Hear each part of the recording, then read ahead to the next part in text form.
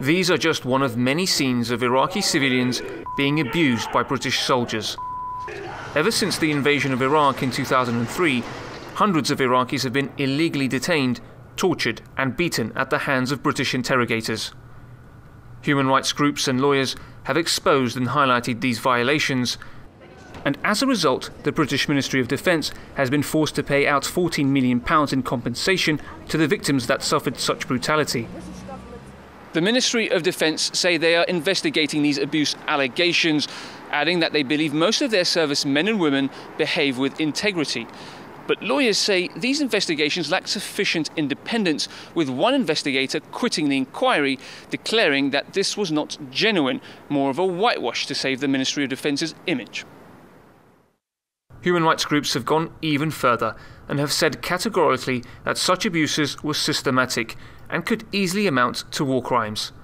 The campaigners call for a full public inquiry into the UK's interrogation practices.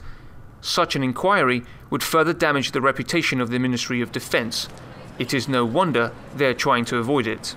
The fact that they've paid this shows that the British government has a great deal to answer for. The real problem is that they're still refusing to be really open about what happened, why it happened.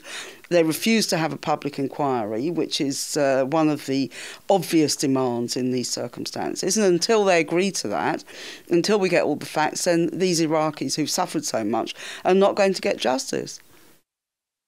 A leaked military report earlier in the year revealed how Britain used secret torture centres, like the one in Abu Ghraib, to violently kick, punch and assault detainees. This has led to deaths, such as the cases of Tariq Sabri and Baha Musa.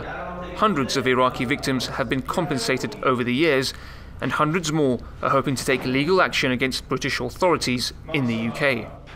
It's only because lawyers and other campaigners have made these facts available, have campaigned for years and years in the case of Baha Musa, his family as well, and all those people, that these things have come out at all. And of course it shows that the British government, as in so many cases where it's been involved, hasn't been telling the truth and doesn't want the truth to come out.